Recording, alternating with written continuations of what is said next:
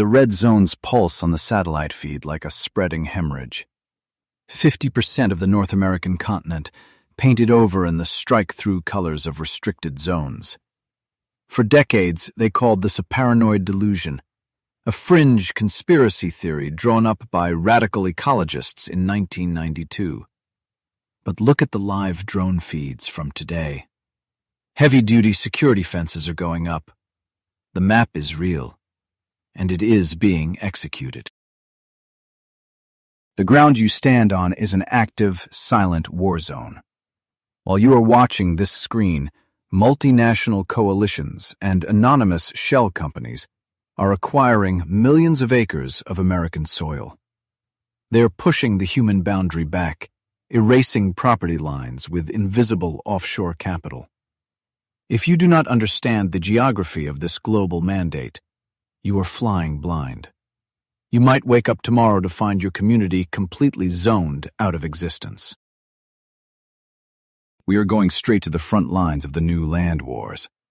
I am taking you into the trenches of a geopolitical conflict where ecology collides with human sovereignty. We will decrypt the brutal biological math that demands half the Earth be completely emptied of human presence. We will expose the shadow economy enforcing it, dollar by dollar. You will see the master map of reality, and you will finally understand why the wilderness is closing in. The rotors of our helicopter beat heavily against the thin, freezing air above the Montana wilderness. Below us, an endless expanse of timber and snow is scarred by a single, violent stroke. A newly constructed electrified game fence stretches for miles, severing a local highway like a tourniquet. There are no towns down there, no houses, just an unnatural hard line dividing human territory from the deep wild. To the conservation biologist strapped into the seat beside me, that fence is not a barrier. It is a life support system. Peering through gyroscopic binoculars, the scientist is not looking for scenery. They are tracking the desperate, fragmented movements of grizzly bear migrations at sub-zero temperatures. They are watching the collapse of trophic cascades in real time. In their eyes, our infrastructure is a lethal infection, and that fence is the quarantine zone. The foundation of this barrier was poured conceptually in 1992. That was the year field researchers proposed a radical, terrifying protocol. To prevent the absolute collapse of planetary biodiversity, they argued that exactly 50% of the North American continent must be surrendered, returned to a completely wild state. Half the Earth locked away from our touch. It sounded like madness then. Today, it is operational doctrine. This survival protocol requires more than just isolated patches of greenery. It demands massive core reserves, interconnected by vast, unbroken ecological corridors. We are talking about transcontinental highways for apex predators. Environments where any human interference, a road, a cabin, a power line, is strictly prohibited. You do not get to hike there. You do not get to live there. Why this extreme militant approach to geography? Look at the baseline data. The current global extinction rate is estimated at 1,000 times the historical background level. We are in a biological freefall, a mass die-off that standard, manicured national parks simply cannot stop. Those parks are fundamentally flawed. They are too small, too isolated, and completely suffocated by surrounding human development. For decades, we operated under a comforting illusion. We believed we could draw small squares on a map, label them as nature reserves, and continue expanding our cities everywhere else. The biologists tracking the die-offs realized the fatal flaw in that geometry. Small squares become ecological islands. Animals trapped within them genetically stagnate and eventually perish. The old model of conservation, was just a hospice program for dying species. The math of survival demands something far more aggressive. It requires a spatial revolution. The scientists ran the numbers on what large mammals actually need to sustain viable, long-term populations. The resulting equation was brutal. It left zero room for compromise, zero room for urban sprawl, and zero room for us. The territory had to be reclaimed, even if it meant overriding human claims to the soil. We are watching a biological imperative overwrite local laws. And here is the terrifying part of our reality.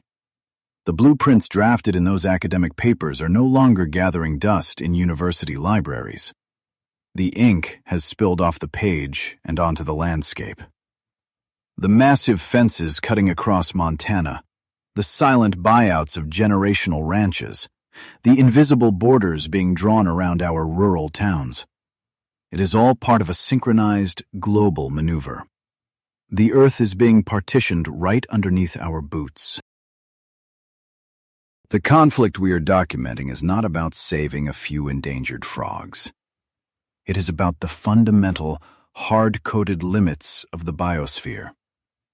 The natural world is pushing back, armed with billions of dollars in offshore capital and a mandate to survive. We are standing on the front lines of an eviction notice written on a planetary scale. You have to ask yourself, who is actually drawing these lines, and what metric they are using to justify the displacement? The sheer scale of this land acquisition feels like a geopolitical weapon. But the concept of locking away half-Earth was never born in a political think tank or a government back room. It was formulated by cold, pragmatic evolutionary biologists staring down the barrel of extinction math. They looked at the numbers, and they made a choice. We are not just fighting over real estate. We are colliding with the terrifying apex logic of nature itself. That apex logic does not negotiate with our asphalt. You are looking through a thermal optic at a highway underpass, concrete pressing down on the wild. A gray wolf hesitates at the edge of the light. This is the front line.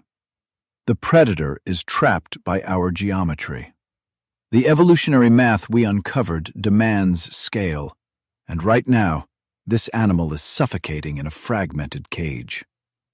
The friction between their survival and our infrastructure is about to spark a catastrophic biological fire. Nature does not recognize your property lines. An ecosystem is not a peaceful garden. It is a hyper-violent, precision-engineered machine.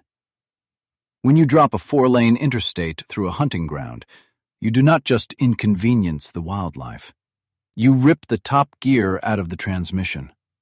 The engine loses its governor and immediately begins tearing itself apart. We are watching the gears grind to dust in real time. Look at the telemetry data flashing across the screen. A single pack of gray wolves requires a hunting territory of up to 1,000 square miles just to maintain a baseline healthy population. 1,000 square miles of uninterrupted killing fields. They cannot stop at a toll booth. They cannot read a "no trespassing" sign. When they hit our borders, they die. And when the predators die, the real horror begins. The thermal feed switches.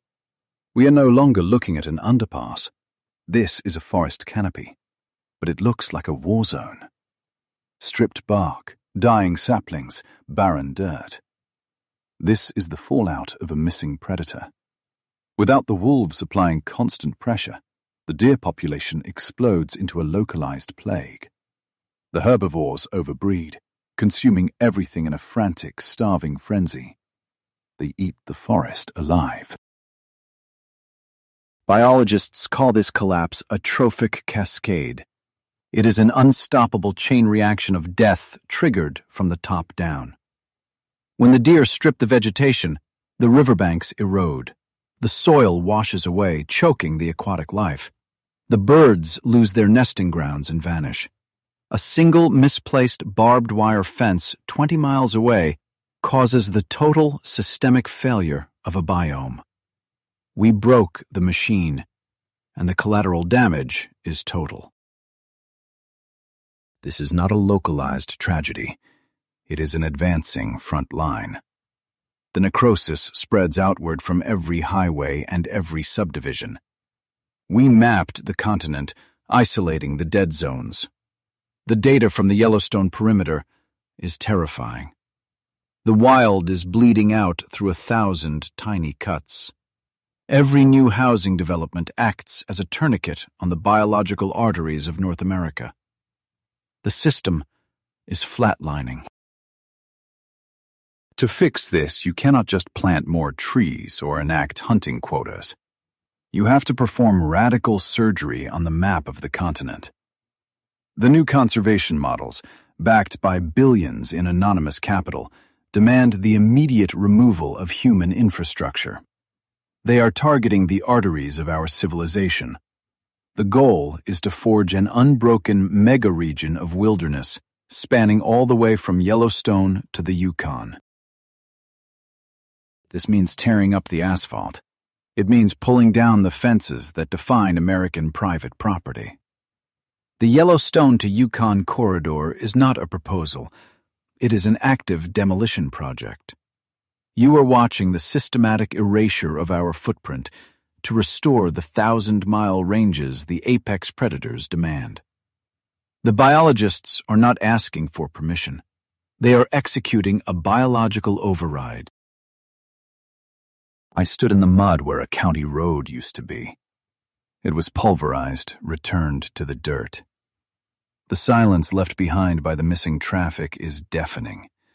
This is the tactical retreat of humanity. The local communities are not being consulted. They are being bypassed by a coalition of environmental engineers and massive land trusts. The ground is literally shifting beneath the feet of the people who live here. Look closely at the satellite overlays predicting the next 10 years. These are not parks. They are heavily fortified biological corridors. The concept of an isolated national park is dead. To prevent a genetic bottleneck, the populations in the north must physically interbreed with the populations in the south. The wolves must march, and our towns are standing directly in the crosshairs of that migration route. If you live within 50 miles of these designated megaregions, your zip code is mathematically unsustainable. The trophic cascade does not care about your mortgage. The ecological engineers know that humans and apex predators cannot share a tight space. We are too loud, too destructive. One side has to yield. And for the first time in modern history, the human species is the one being forced to retreat from the front line. You feel the adrenaline in the air here. It is the raw tension of a border dispute where the opponent is nature itself. The original Wildlands map is lighting up with real-world land acquisitions. Every week, another buffer zone is established. Another road is decommissioned. The predators are reclaiming their territory, step by bloody step, guided by the invisible hand of global conservation capital. This biological reclamation is violent, but the weapon executing it is surprisingly silent. The wolves are just the foot soldiers. The real generals of this war are sitting in boardrooms and international summits. They are weaponizing the law itself to mandate this surrender. The engine of the wild is being forcefully jump-started, and the fuel it requires is the systematic legal erasure of your right to exist on this land. I'm staring at a mountain of heavily redacted plat maps under the brutal fluorescent hum of a county clerk's office in Washington, D.C. The air in here is dead, but this is the real front line.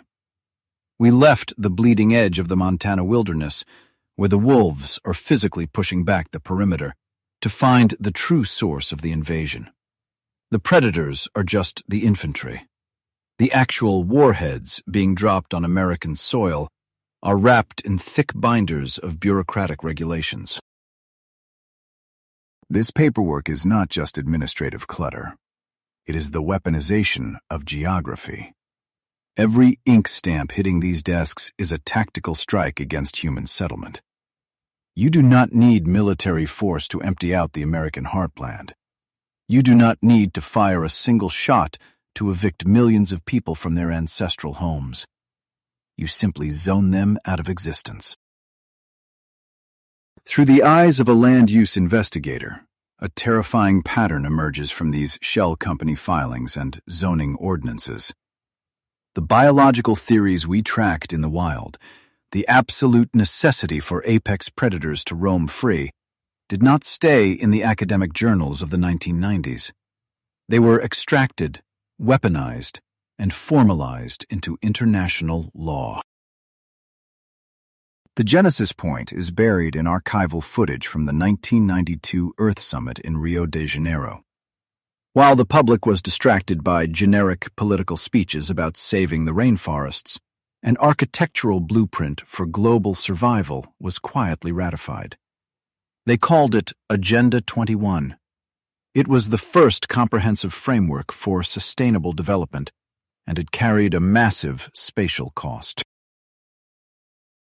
Agenda 21 was never just a philosophical guideline for recycling or clean energy.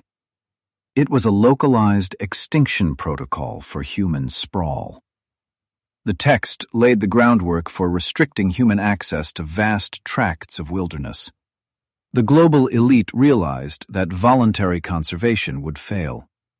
The biological freefall required a systemic override of how we inhabit the planet. Fast forward to the present day, and that 1990s blueprint has mutated into an aggressive, acting legislative virus. The bureaucratic machinery is operating at a breakneck speed, slamming new mandates into the Federal Registry. The polite suggestions of the Earth Summit have hardened into the modern 30 by 30 initiative, and it is reshaping your reality right now. The 30 by 30 mandate is a geopolitical shockwave. Officially adopted by over 100 nations, this initiative demands legally protecting 30% of the planet's land and oceans by the year 2030. We are looking at a hard deadline that is less than a decade away. To comprehend the violence of that number, look at the sheer mass of the American continent. Reserving 30% of the landmass means locking away hundreds of millions of acres from human use, agriculture, and resource extraction. The speed of this acquisition is generating an unprecedented capital drain, quietly erasing private property lines under the guise of ecological salvation. This is a live-fire exercise in demographic relocation. The maps on this desk show red zones expanding like a hemorrhage across the rural United States. Every new conservation easement, every federal buffer zone acts as a tourniquet, cutting off the economic blood supply to local towns. The 30 by 30 initiative operates with the cold, mechanical efficiency of a hostile takeover. You have been told that these environmental targets are merely aspirational goals. That is a lethal misconception. This is not a suggestion, it is a legally binding target that dictates federal land management. When the ink dries on these international treaties, they become the supreme law of the land, creating a legal cage that drops directly over your local geography. The true terror of this legal framework is its ability to bypass your vote. The mandate effectively overrides local municipal control. A county commissioner or a town council in Idaho or Wyoming has absolutely no jurisdiction against a federal directive tied to a global biodiversity treaty. Your local borders are being erased by an invisible, untouchable bureaucratic elite. Tracing the paper trail through these offshore holding accounts and non-governmental organizations feels like tracking a phantom army. They move billions of dollars through philanthropic shell companies, purchasing critical choke points in the landscape. Once the land is secured and the zoning laws are rewritten, the perimeter is locked. The human footprint is permanently scrubbed. We are watching the tactical dismemberment of human sovereignty. The farmers, the ranchers, the rural communities, they are the collateral damage in this biological war. They wake up to find their grazing rights revoked, their access roads gated off, and their local economies starved to death by environmental compliance costs. The wild is advancing, and it is armed with lawsuits. There is no negotiation with a trophic cascade, and there is certainly no negotiation with a heavily funded global mandate. The Agenda 21 protocols and the 30 by 30 targets are functioning exactly as designed. They are the invisible fences herding the human population out of the forbidden zones. We are being systematically corralled by the very laws we allowed to pass. The paperwork stacked to the ceiling in this fluorescent room is the death warrant for rural independence. Half the earth is being legally quarantined, and the financial mechanisms executing this quarantine are hidden in plain sight.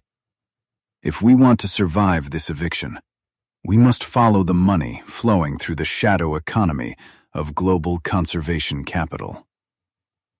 The trap is already set. The trap is indeed set, but the snare isn't made of steel wire. It is forged in the humming silicon of this server room. Through the eyes of an open-source intelligence investigator, the global treaties we just tracked dissolve into the brutal reality of the domestic ground game. We are hunting the actual predators devouring the American West. They leave no footprints in the mud, only digital exhaust in a labyrinth of offshore accounts and shell companies. The investigator's monitor flickers with endless rows of data, illuminating a shadow war for the very dirt beneath your feet. We are no longer looking at United Nations mandates from 30,000 feet.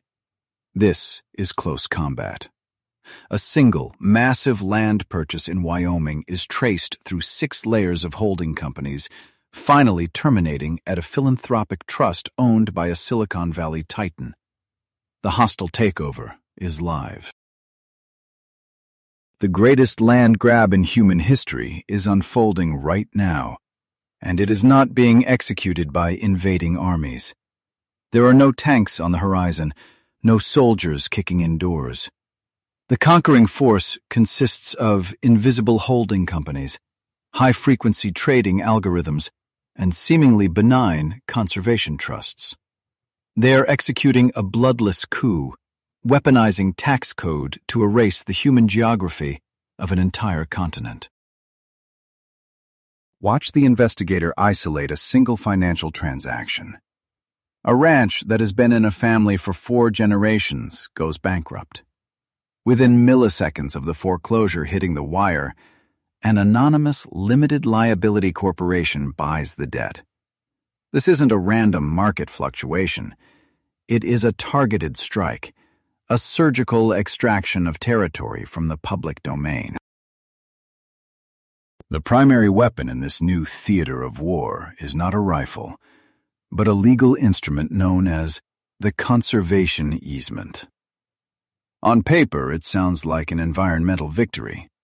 A private landowner signs a binding legal agreement that permanently restricts any future agricultural or commercial development on their property. In exchange, they receive massive, immediate tax write-offs. But the fine print contains a terminal diagnosis. The investigator pulls up the deed restrictions. Once that conservation easement is filed, the land is legally neutered. You cannot build a road. You cannot drill a well. You cannot harvest timber.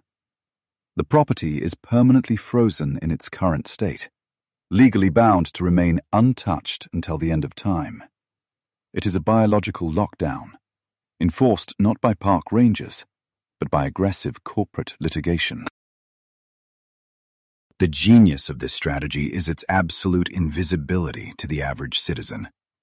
You drive past thousands of acres of rolling hills, completely unaware that the ground has been legally severed from the human economy. The towns surrounding these easements slowly suffocate. With the land locked away, the local tax base collapses, schools lose funding, fire departments close.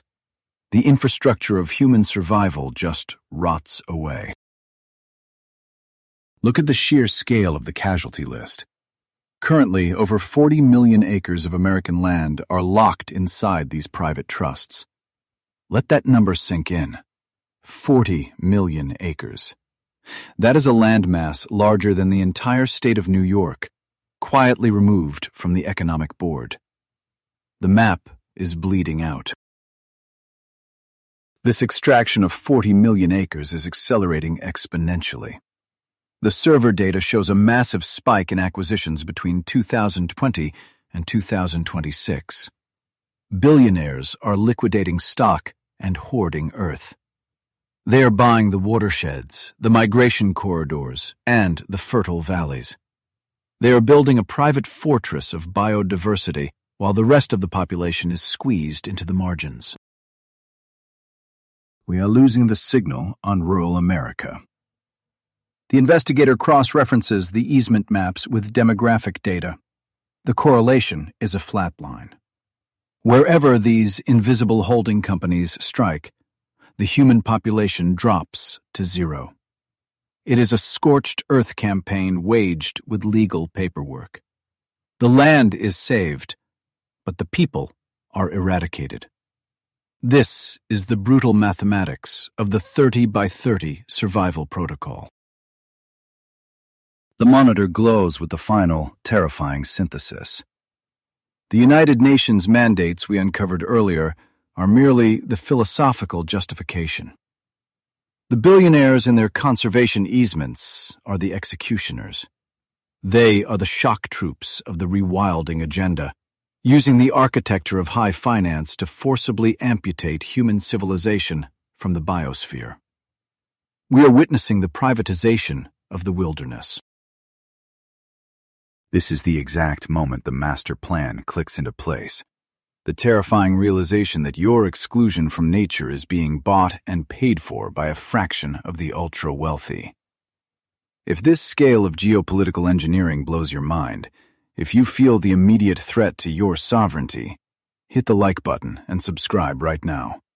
We are exposing the architectural blueprints of this new world, and you need to be armed with the truth.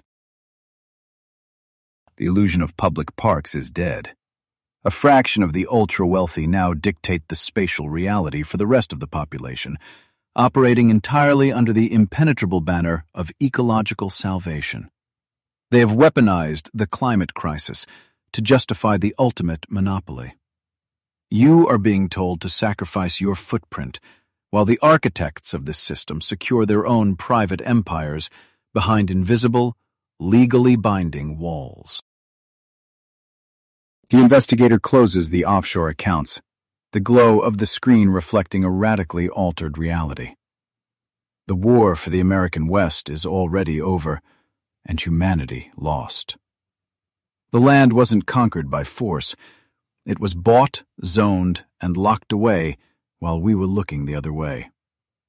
The green iron curtain is descending, engineered by philanthropic billionaires who decided that the only way to save the planet is to cage you. The perimeter of the core reserves is now mathematically secure. The apex predators have their unbroken megaregions, and the conservation trusts hold the legal keys to the gates. But the biological equation remains unbalanced. If you legally evict millions of people from 40 million acres of territory, that human biomass has to go somewhere. The wild has claimed its victory. Now, the surviving population must face the quarantine zone. The quarantine zone is not a concrete wall. It is a slow, suffocating strangulation of your livelihood. We are standing on the main street of a rural timber town in the American West, but it feels like the aftermath of an airstrike. Storefronts are boarded up. Rusted logging equipment bleeds iron oxide into the frozen mud. This is the front line of the new ecological war, a place where human survival collides with the mathematical absolute of planetary rewilding. Across the street, a third-generation rancher stares at a freshly stamped metal sign. It reads, Federal Buffer Zone. That invisible legal boundary just sliced his grazing land perfectly in half. He did not sell his property to a billionaire trust, and no government agent arrived with an eviction notice.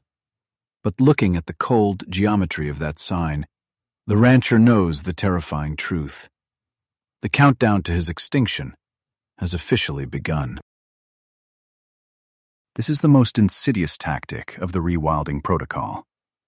To empty the map, they do not have to deploy troops to force you to leave. They just have to make it mathematically and economically impossible for you to stay. You are witnessing a siege tactic updated for the 21st century.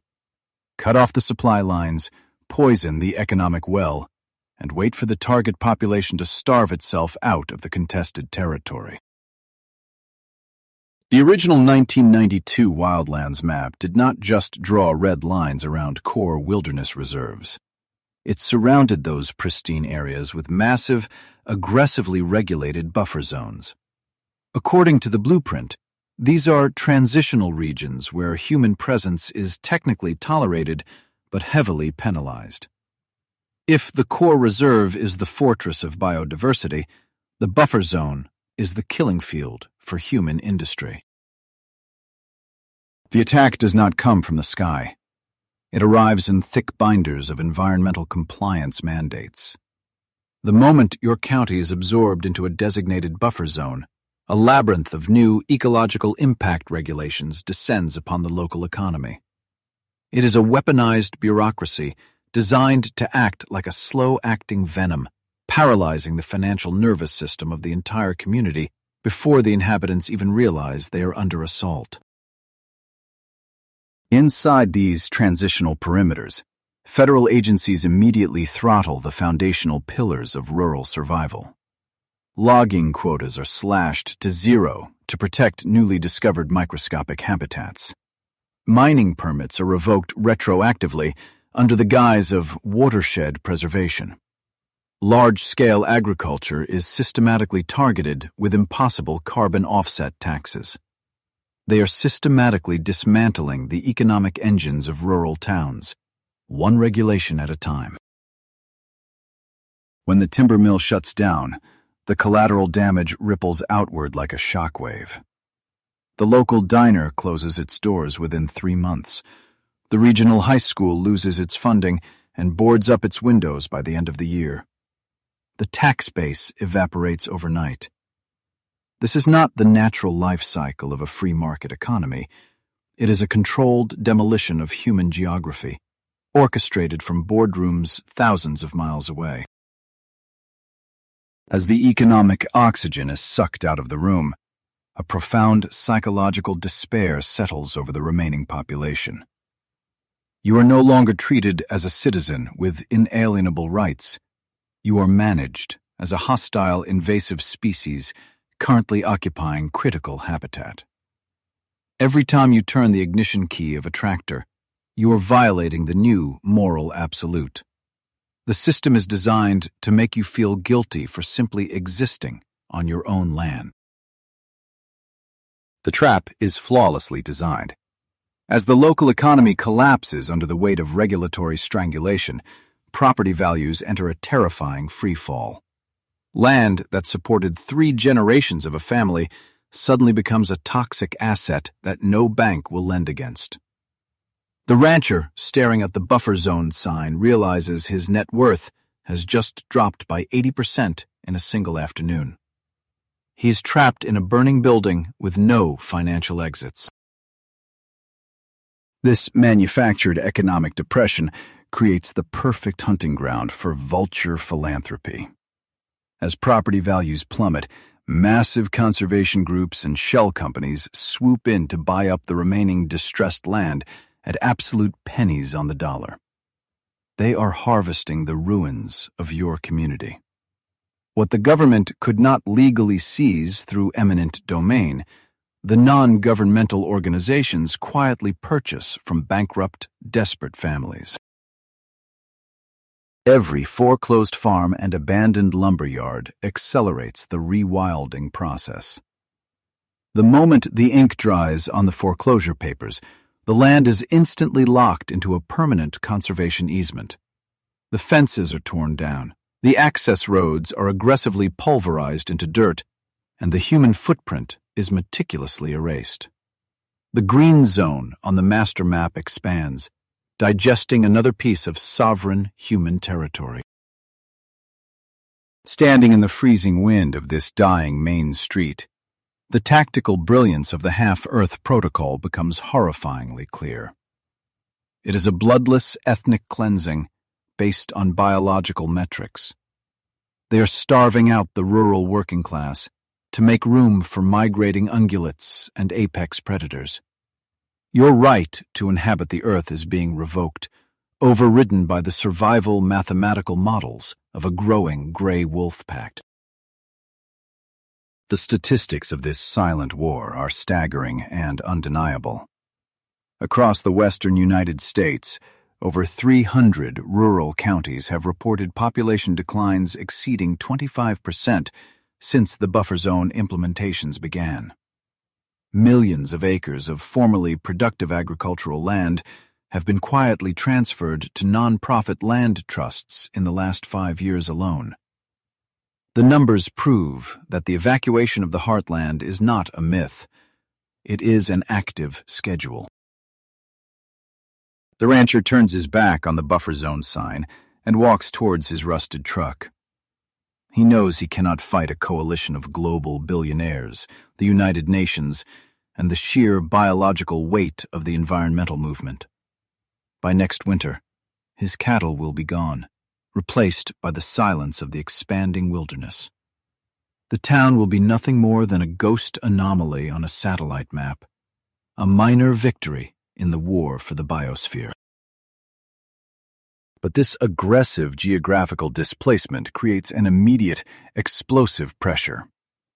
If you systematically bankrupt the rural populations and lock away 50% of the continental landmass, those millions of displaced human beings have to migrate somewhere. The wild has successfully reclaimed the open spaces, which means the surviving human biomass is about to be herded into the most tightly controlled architectural quarantine ever conceived. The displaced human biomass has to go somewhere. I am watching the drone feed accelerate, leaving the dead, frozen plains of the heartland behind.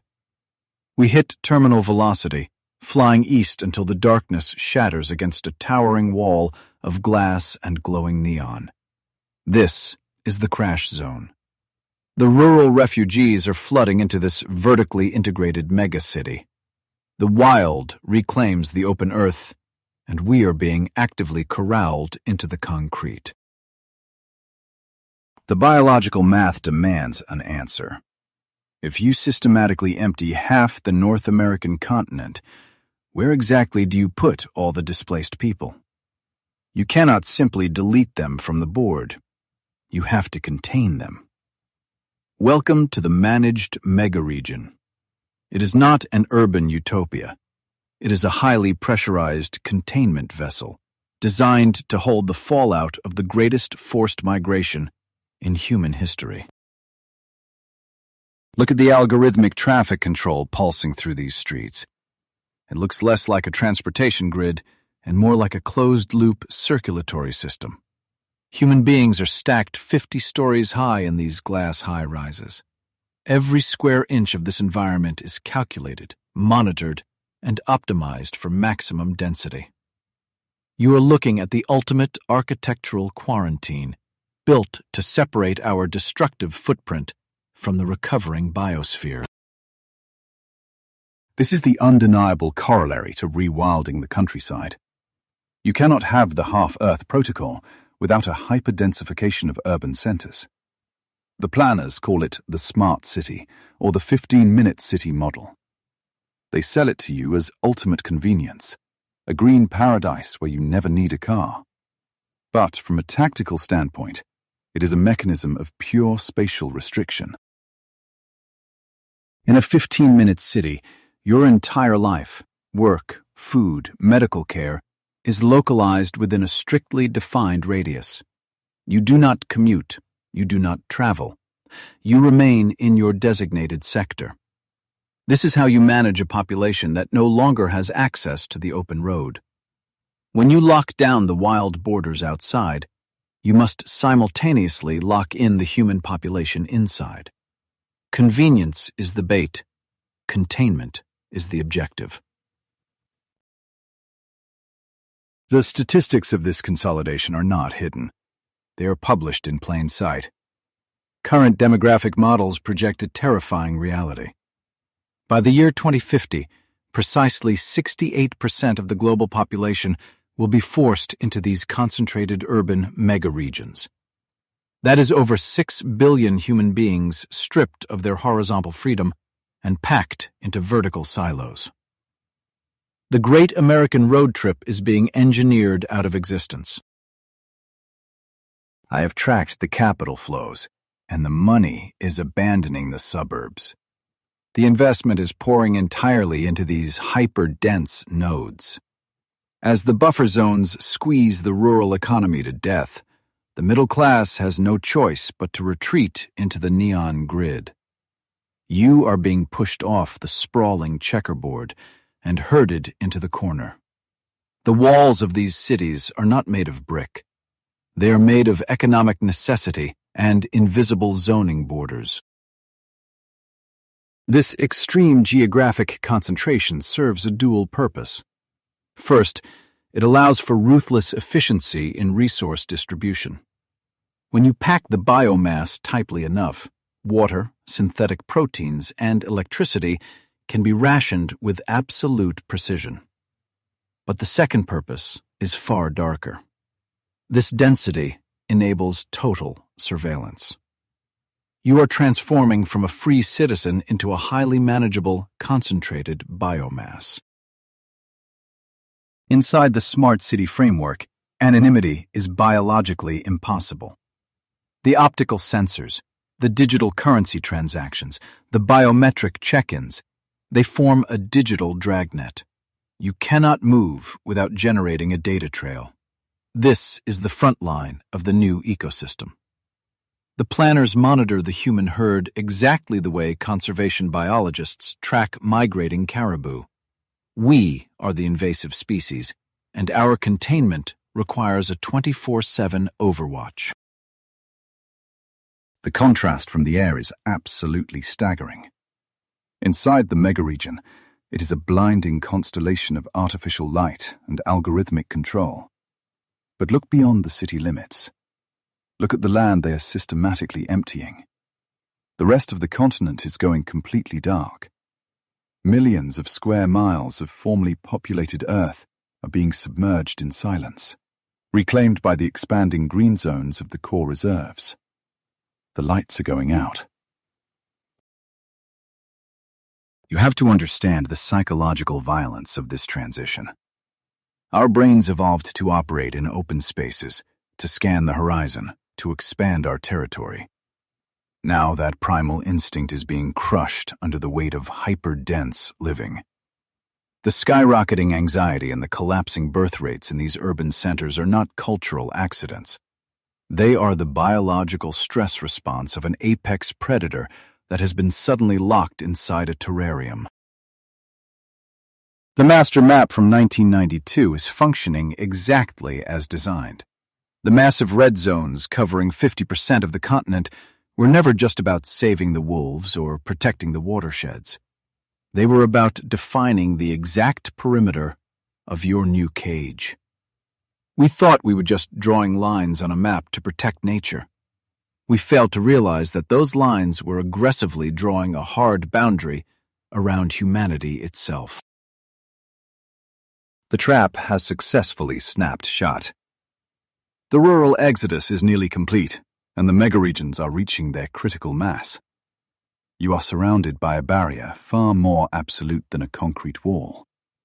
The wild has been weaponized against us, and the perimeter is now active. But drawing the border is only half the battle. Now they have to defend it. And as we are about to see, the enforcement of these new ecological front lines is going strictly tactical. You are standing on the bleeding edge of the new ecological front line, and it looks nothing like a nature reserve. The urban trap has closed behind us, consolidating the human biomass into concrete grids.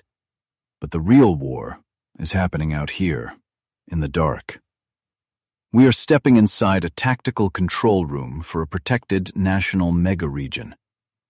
The hum of cooling servers and the glow of multispectral monitors have replaced the quiet rustle of the forest. Look at the operator bathed in the blue light of the screens. This is not a friendly park ranger in a wide-brimmed hat checking fishing licenses. This is a paramilitary contractor in tactical gear, monitoring a live feed from an artificial intelligence network. The monitors display a vast, unbroken expanse of wilderness, rendered in the cold, hard gradients of infrared. They are watching the boundary line, waiting for a breach. The realization hits you like a physical blow. To genuinely protect the wild, you cannot just plant trees. You must build a high-tech prison around the humans. Green conservation has gone entirely tactical. The romantic era of environmentalism is dead, replaced by a ruthless, militarized doctrine. We are no longer stewards of the earth. We are the primary biological threat, and containment is the only acceptable strategy. To the conservation biologist directing this operation, the data is black and white. Decades of tracking trophic cascades have proven that mere proximity to human beings shatters fragile ecosystems. So, the biologists have traded their field journals for command centers.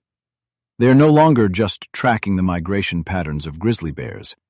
They are actively hunting the invasive species that threatens them. They are hunting us. Enforcing the boundaries of these massive, newly minted wild zones requires military-grade technology. The archaic concept of a physical patrol has been entirely phased out. Instead, the skies above the canopy are patrolled by autonomous thermal drones, operating in synchronized swarms. Down below, the environment itself is wired with thousands of bioacoustic sensors, perfectly hidden within the bark and leaves of the forest canopy. These sensors do not just record sound. They run real-time algorithmic analysis on the acoustic signature of the entire forest. If a branch snaps under a human boot, or an unauthorized combustion engine idles miles away, the system instantly isolates that anomaly from the background noise of nature. The forest is literally listening, and it reports directly to the servers.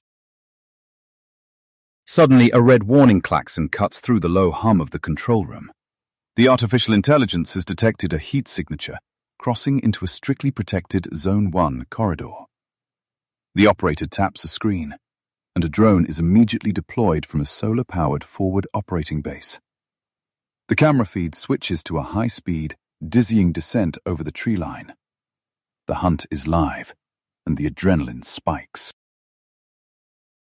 The perimeter of the modern wild is no longer guarded by a quaint wooden sign or a simple barbed wire fence. It is guarded by an invisible, algorithmic tripwire designed to trigger at the slightest provocation. You do not even know you have crossed the line until the drone is already hovering above you. This is a spatial denial weapon, originally developed for counterinsurgency warfare, now deployed against civilians. The protocol on the operator's screen does not label the target as a hiker, a hunter, or a lost citizen. The system officially registers the event as human contamination of the protected zone. Let that terminology sink in. In the eyes of the global ecological mandate, a human being stepping off the designated path is treated with the exact same level of biological urgency as a toxic chemical spill or a lethal viral outbreak. If you think this militarization is limited to surveillance, you are tragically underestimating the stakes. In several international biodiversity hotspots, from the Congo Basin to the protected plains of South Africa, anti-poaching and conservation units operate with lethal authority. They are legally shielded by shoot-on-sight directives. The global mandate has sanctioned the use of deadly force to protect the ecological baseline. This is a full-scale ground war. Since the implementation of these extreme measures, hundreds of individuals have been eliminated in the field. The state treats human trespassers not as civil offenders, but as hostile combatants engaged in warfare against the ecosystem. The moment you step into a restricted biodiversity reserve, you surrender your human rights to the supreme authority of the Planetary Survival Protocol. We are losing the signal of human sovereignty. Out here on the frontier, the concept of a free citizen exploring the wilderness has been violently erased. The drone footage on the monitor zooms in, locking its crosshairs onto the thermal ghost of a human running through the underbrush. The target is panicking, stumbling through the mud, desperately trying to outrun an autonomous machine that does not sleep, does not blink, and does not forgive. The operator's finger hovers over the control console. The Half-Earth Protocol demands absolute purity, and that purity is paid for in blood and exclusion. We built these incredible green fortresses, convincing ourselves we were saving the world. But as the thermal target is finally cornered on the screen, the terrifying reality of our masterpiece is undeniable. The fence keeps the wild intact, but it locks humanity out forever. The screen goes dark in the control room, and the hunt is over. We have built the ultimate fortress, but we are the ones locked on the outside. Look at the reality we have engineered. On one side of the divide, a pristine mountain valley breathes in absolute silence, completely devoid of human touch. On the other side, the claustrophobic glow of a neon-lit megacity packs millions into stacked digital pods. The storm of acquisition has finally passed, and this is the fallout.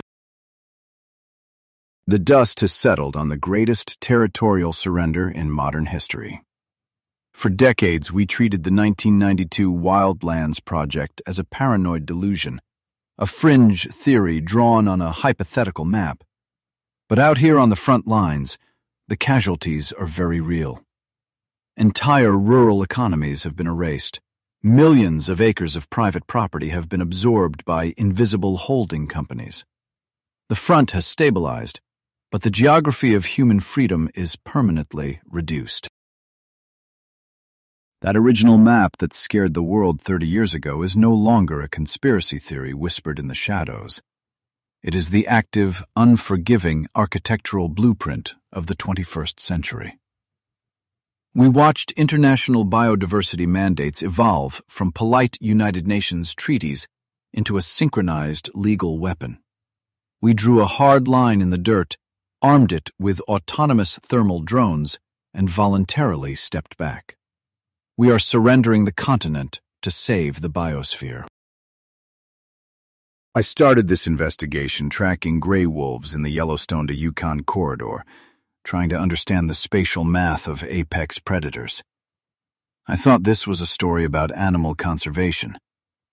But the deeper I dug through tax records and conservation easements, the clearer the true target became. You and I are the subjects of this experiment.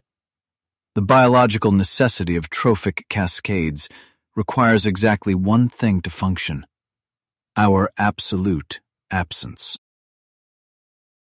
We are watching a brutal collision between ecological survival and human sovereignty. and human sovereignty is losing. We tracked the shadow economy of tech billionaires buying up the American West, turning the wild into a privatized sanctuary. We saw how environmental regulations systematically starved out local ranchers, dropping property values to pennies on the dollar. They did not fire a single bullet to take the land. They simply zoned the working class out of existence. And if you empty half the continent, you have to put the displaced biomass somewhere. That is the cold logistical reality behind the push to consolidate 68% of the global population into hyperdense urban centers by the year 2050. The smart city is not a technological utopia. It is a highly efficient holding pen. We are being corralled into 15-minute zones of absolute algorithmic surveillance because we can no longer be trusted to roam the open earth.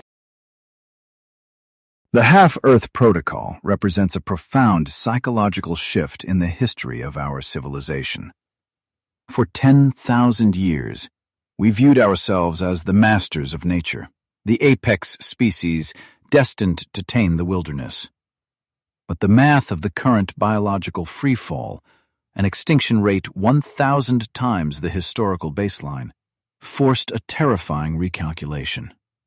Humanity has officially classified itself as an invasive species.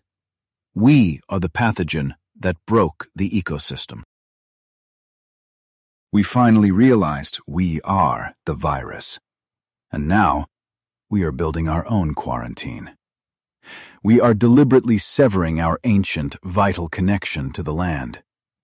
We are choosing to lock ourselves inside digital urban fortresses surrounded by concrete and neon so the planetary biosphere can heal from our touch. We traded the horizon for a screen, and we did it under the banner of ecological salvation. The wild is returning, but it is returning at the cost of our liberty. There is no malice in a trophic cascade, and there is no empathy in a mathematical equation. The conservation biologists who warned us about the collapse of planetary biodiversity were right. The Earth cannot sustain 8 billion people living without limits. But the cure they engineered is a geopolitical shockwave. A fraction of the ultra-wealthy dictate the spatial reality for the rest of the population, hiding behind the noble language of rewilding and environmental stewardship. We survived the 20th century by splitting the atom and decoding the genome, but the 21st century demands a much darker sacrifice. We are witnessing the end of the frontier. The American ideology of open space and manifest destiny has been replaced by the brutal realism of the 30 by 30 global mandate. We are learning to live in a world where the vast majority of the planet is strictly off-limits, guarded by military-grade sensors and shoot-on-sight directives. This is the terrible paradox of the Green Iron Curtain. To protect the magnificent chaos of the natural world, we had to construct a flawless mechanical prison for ourselves. We saved the wolves, we restored the ancient migration routes, and we stabilized the global climate models. But we lost the dirt under our own fingernails. We became spectators to a living planet that we are no longer allowed to touch. The operation was a complete success, but the patient was permanently exiled. The architecture of this new world is already poured in concrete, but the debate over who controls the keys to the gate is just beginning. If this investigation gave you a new perspective on the invisible borders closing in around us, hit the subscribe button to continue the research. We need to document this transition. Go down into the comments and tell me where you see the lines being drawn in your own community. The only way to navigate this quarantine is to map it together. The battle for the Earth is over, and the wild has reclaimed its territory. The billionaire trusts and international coalitions have sealed the borders, leaving the rest of us to negotiate for space in the crowded, glowing heart of the megacities. Look at the map one last time. The red zones pulse with vibrant, untamed life, completely isolated from the human struggle. We survived the ecological collapse, but the price of our survival was the planet itself. We are officially visitors here. You are living in the first hours of the half-Earth era. The wilderness is secure. The thermal algorithms are watching the perimeter, and the heavy gates are permanently locked. We recognized our own catastrophic nature and willingly stepped into the concrete cage.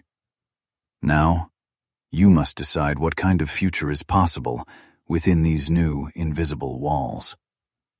The wild is finally safe from us. The storm has passed. Signing off.